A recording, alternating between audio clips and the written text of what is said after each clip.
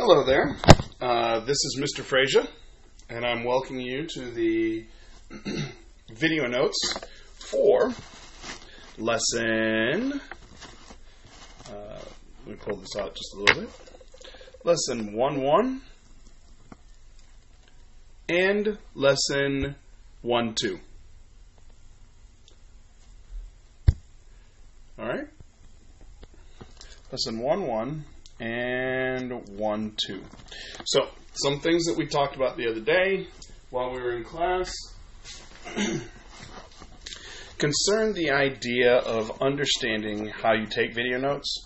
Please remember that I will be talking relatively fast. Why? So that you can stop, rewind, replay, and listen again, and copy down anything that you may or may not need to know. I will tell you that these notes are a reflection from the student assignment.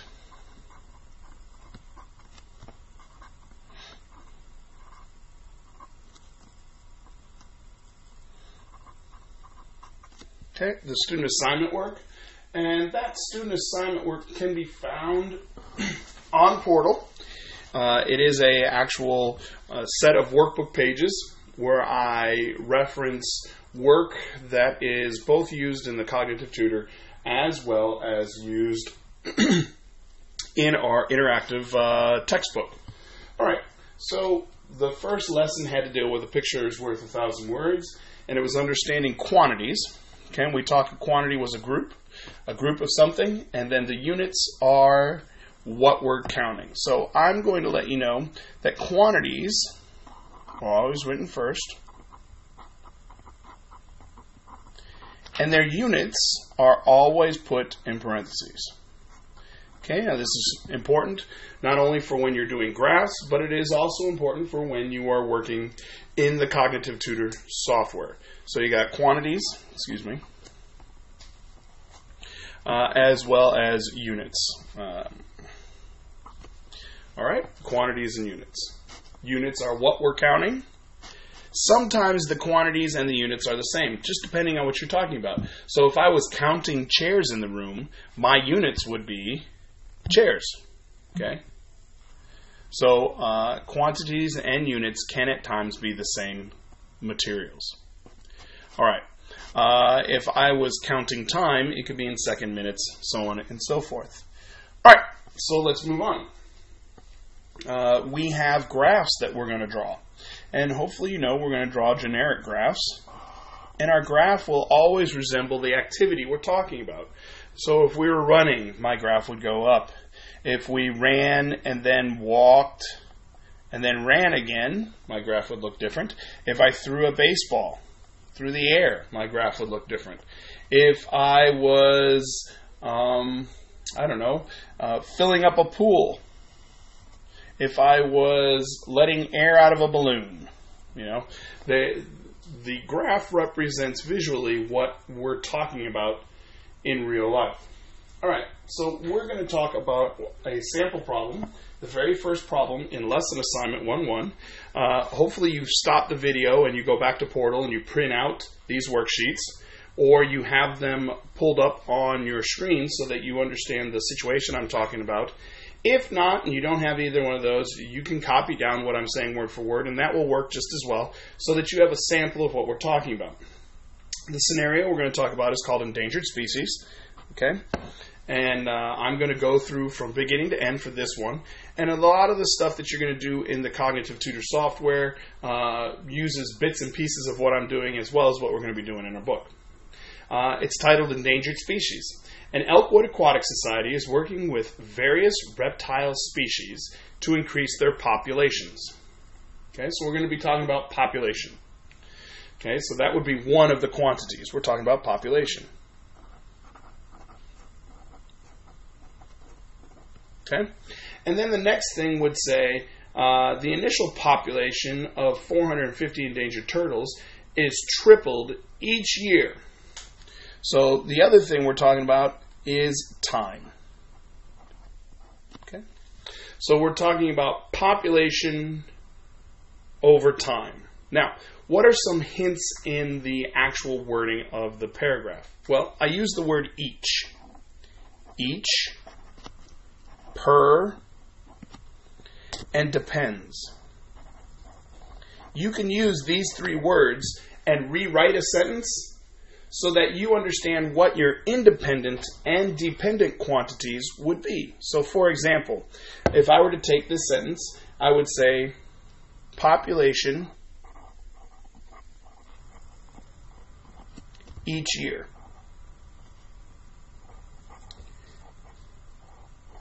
Or population, I'm going to abbreviate, per year. Or the population depends on the year. Now, why do I rewrite this?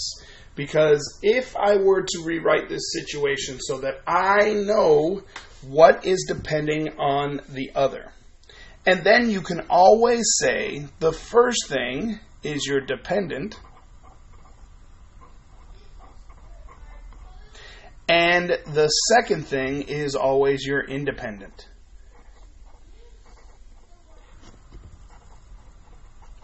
All right, so you have dependent and independent. Understanding the difference between the two. Dependent, independent. Okay? Dependent. The population is the dependent. The population depends on the year. The year is my independent.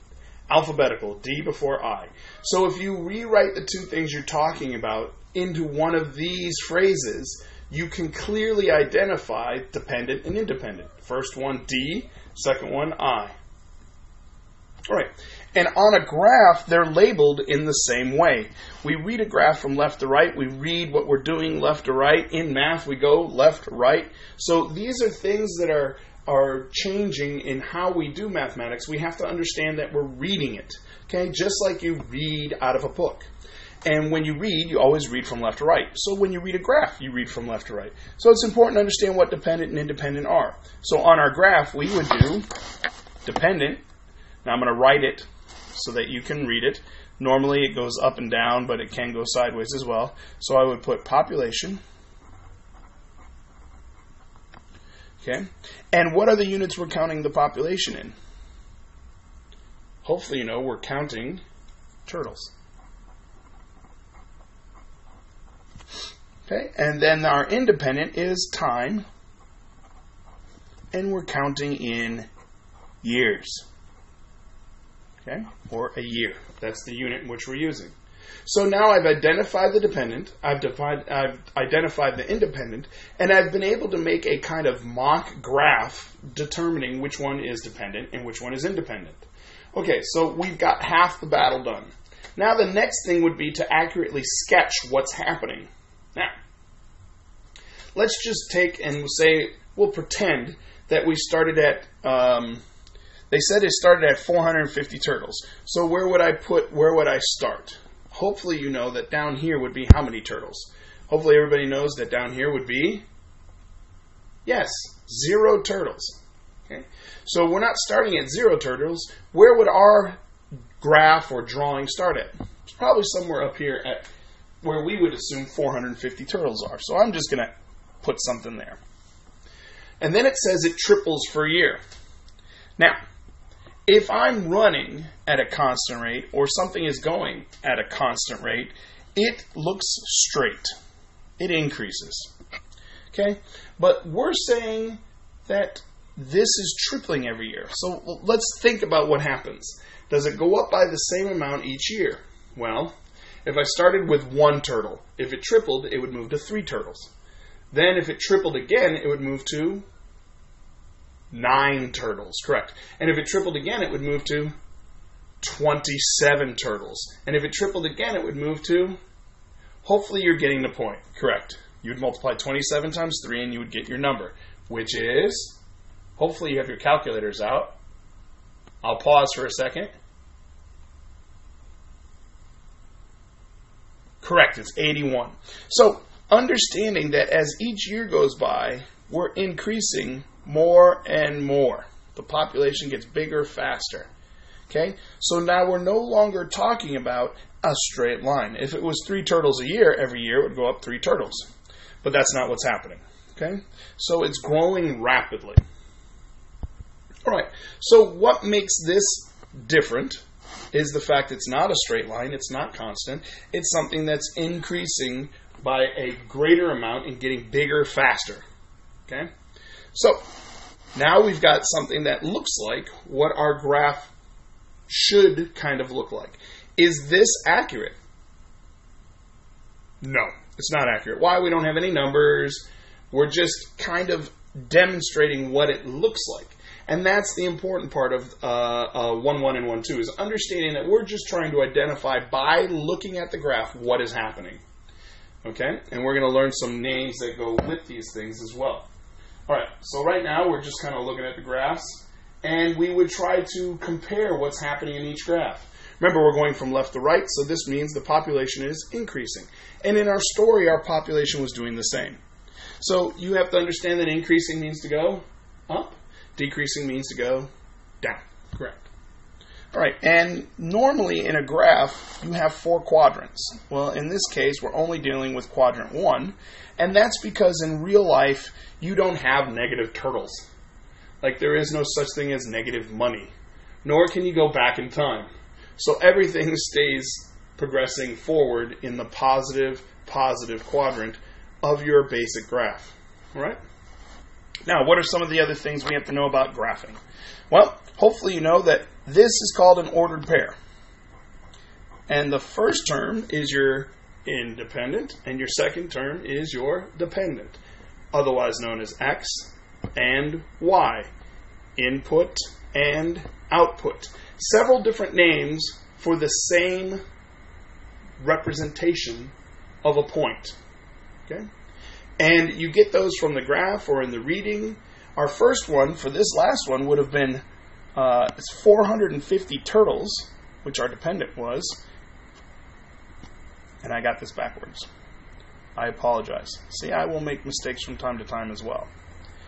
And I do apologize. Our X is our independent, whereas our Y is our dependent. Okay? So the Y depends on the X. And in this case, we're alphabetical order, but the X is the one that's on the bottom of our graph. Okay? The X is the one that's on the bottom of our graph. Okay, so we had at 0 years, 450 turtles. Okay? So that's how we would represent that information as an ordered pair. And how you would graph it on the graph. 0 meaning I did not go left or right. I started right here. And I started up here at 450.